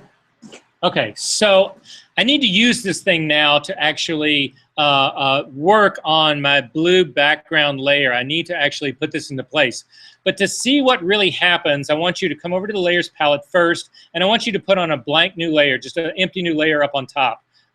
Your screen will change to your full color image. That's fine. I want you to then to hover over your temp shoulder channel. Do not pick the channel yet. There's no reason. If you pick the channel, you're going to see this, which is not what I want you to do. I want to see the whole RGB guy. But if you hover over this and hold down the command key and click on it, it loads this as a selection. And you can see what we are now going to be able to do. Wherever this temp shoulder was white is a positive selection, and you will be able to paint, and paint will actually go down in that area. Wherever it was black will actually be held out. Because this was being masked out, it will also be restricted from your selection. So you can see now as you paint across this with black, actually Command Z to undo that, make sure that you're doing this with a normal brush.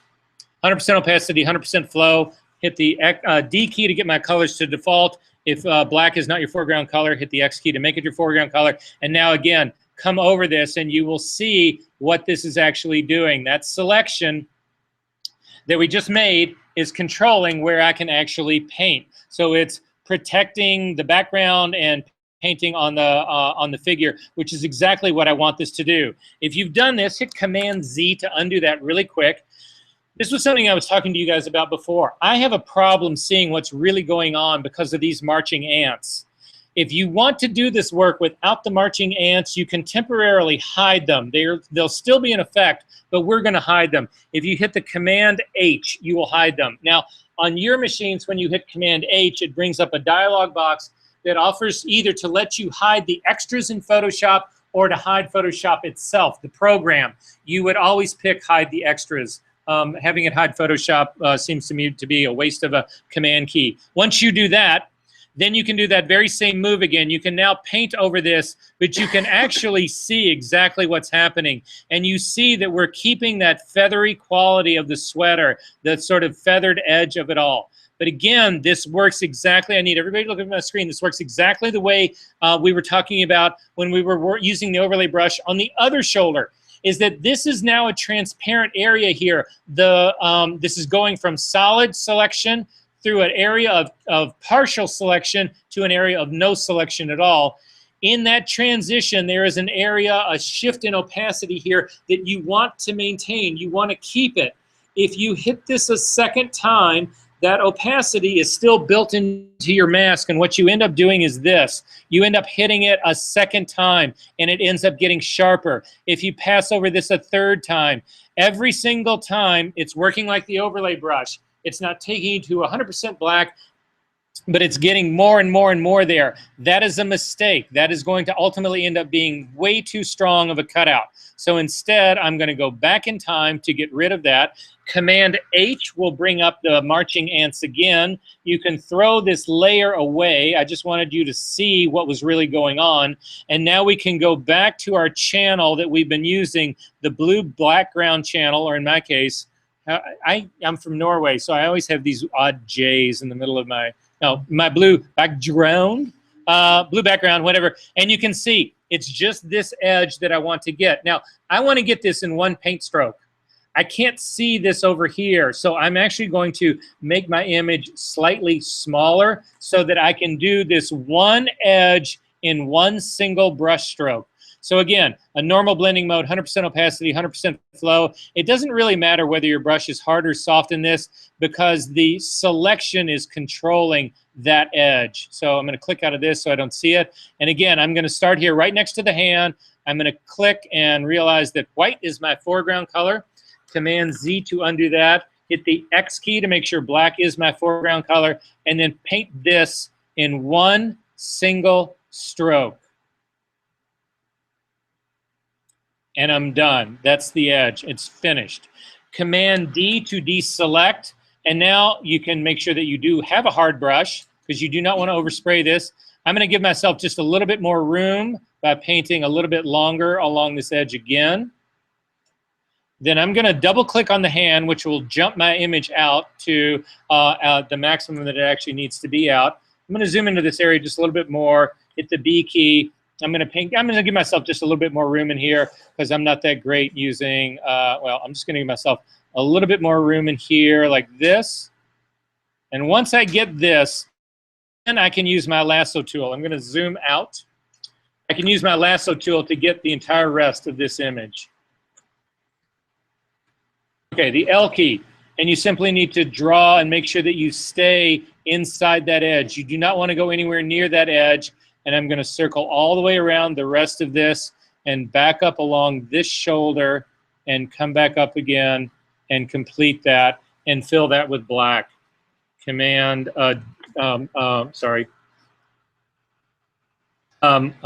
option delete because black is my foreground color. Command D to deselect and save your work.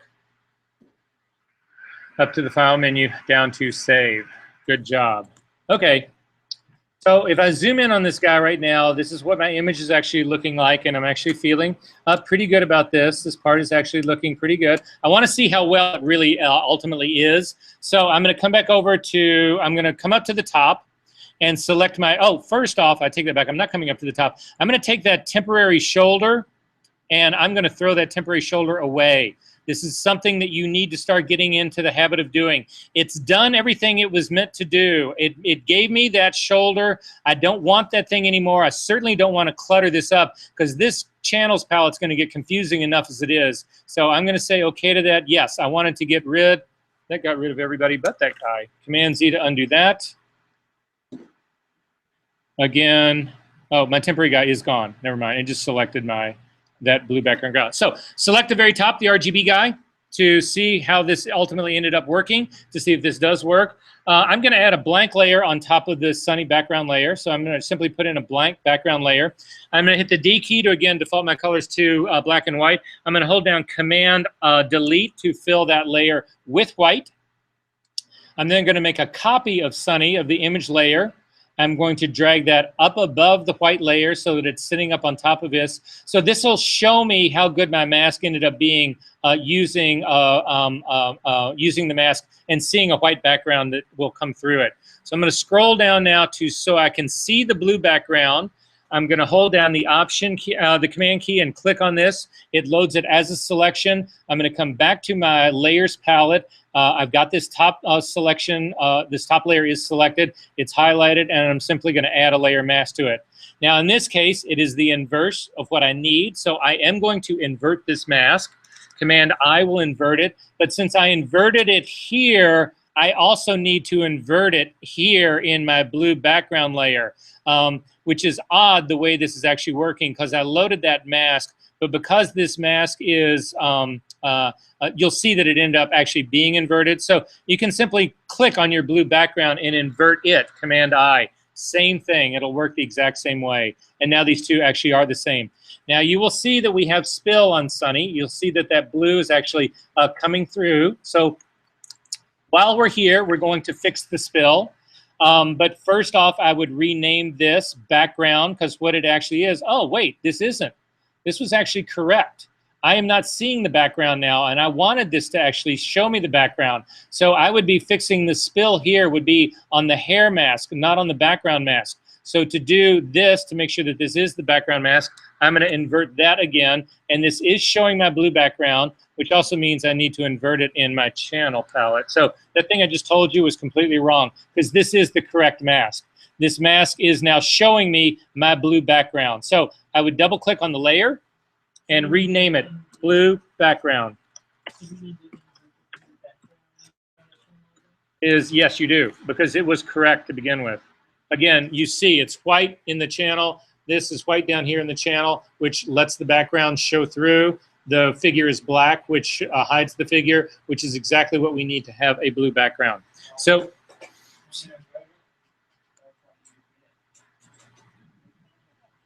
yours has also been moved.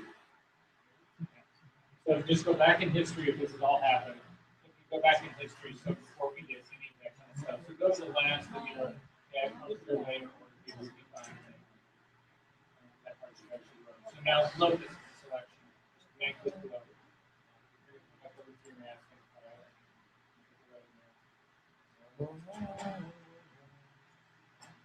oh, you have that, you need to fill that.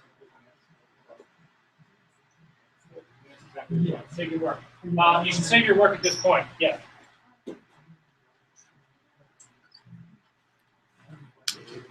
Work.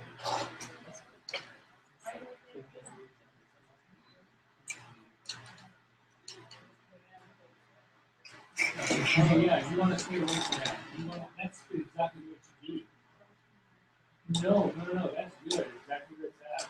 This is still a little rough on this side of here, so I would make that a little soft, so it just sprays in a little bit, but don't do all of that. Some of this, like that area right there, that's background.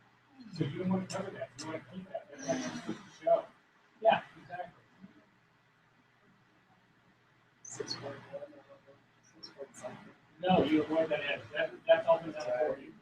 Yeah, otherwise it's just too aggressive. You're eliminating all the background. So let me show you what Roxy was actually talking about.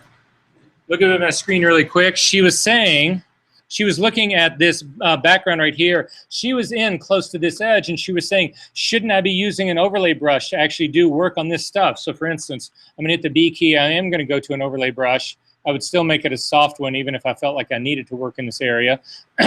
D key to make sure my colors are defaulted. X key to go to black. Make it a little bit larger brush. To actually come in here and make these areas darker. That is a mistake. This hair is supposed to have transparency in it. This will actually make your selection look like it's been cut out. You need to keep some of that feathery, wispier part of this, and then your selection will be believable. So I'm going to undo that.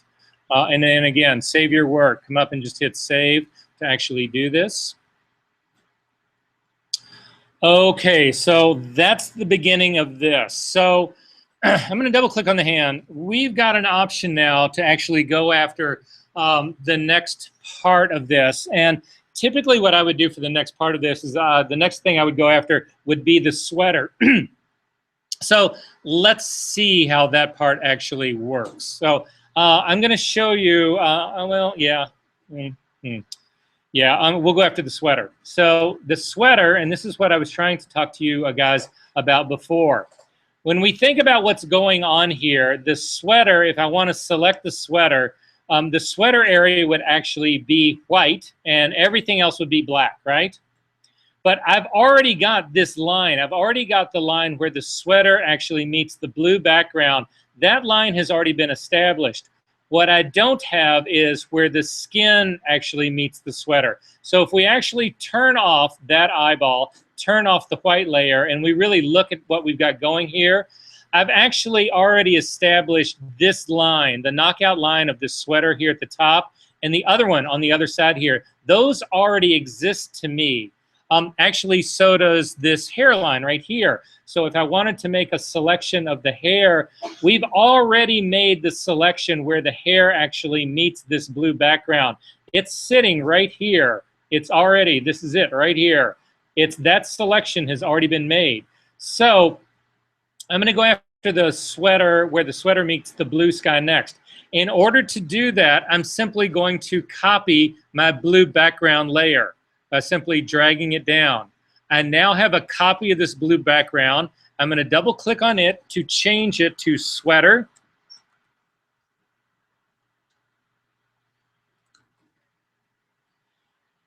And now ask yourself, in doing this, what ultimately, and I've got this sweater now selected, ultimately, what do I want to have happen in this? Do I want the sweater to be white and everything else to be black, or the opposite? I'm trying to have a mask that will show just the sweater. So the sweater needs to be white and everything else needs to be black. Is that where I've started here? No. So how could I get this closer? I invert it. Command I inverts it. Now all I need to do, I've already now got the line where the background meets the sweater. That's already been made for me. And it was made based on my original selection, the original blue background. So these will not dovetail perfectly because of what I just showed you about laying opacity on opacity, but they will be damn close, and I don't have to make this edge selection ever again. All I really need to do is go after the skin, and if I can select the skin, then all I need to do is that very same trick is to remove the skin from this sweater. Does that make sense? So let's go after the skin, because that's the one everybody had the most trouble with. Now, I typically don't get this far in this. We're actually going to take a 10-minute break right now. We will come back and I will show you the best way I know to select the skin. And then it's going to be up to you to finish the whole project. Fair enough?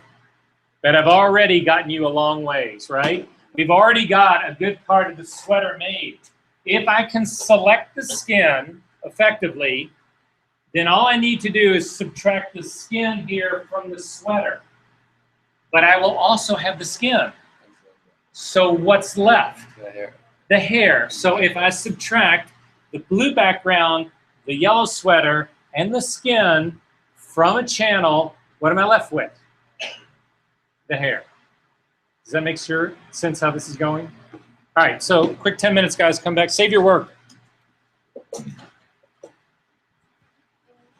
Yeah.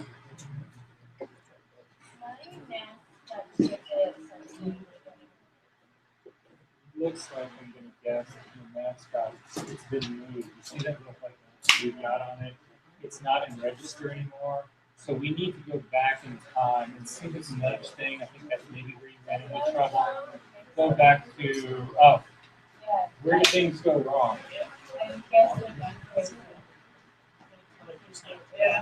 Okay.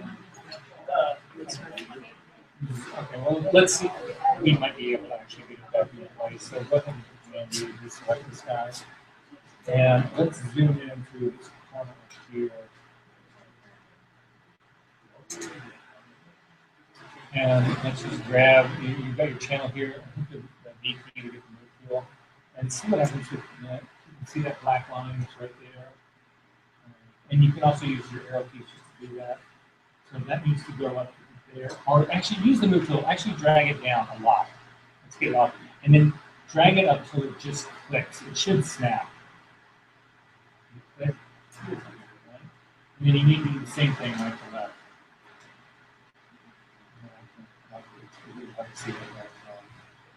Okay, there's another option that we've got. There's another option. Let's try this. Let's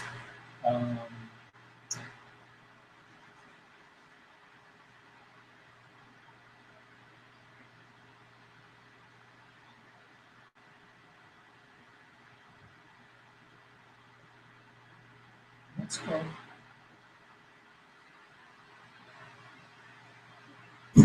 Well, let's try this right now and just see if we have to. What is the selection of the Oh, I know what you do. Zoom in. Let's come up with so load this guy's selection. Add a second layer on top of this. And let's go ahead and fill your selection now. Quite as good. And then let's zoom in quickly. So you can hit, yeah, hold it up, and then let's go and let's go on the other side, essentially, on that side. And you can hit Command D to deselect. It looks to me like you're just barely off in registration right here. So with this white guy, with this thing, you have no selection going on, hit the D key, and then hit one arrow going this direction. Hit one more. And then scroll to the other side and see the other side. Hit one going back that way. So you're one off. So your mask is one off in this direction. Let's hit the top and bottom. And that looks good. Let's hit the bottom. And that looks good as well. So your mask, this guy right here, is one click off this way. So go ahead and click on this guy again to make it active. The B key, hit one arrow going that way. That should be in register now. Go that way, save it, and then load the mask on again and see if it works. But I think you're close. Like really close. Like I think you're on.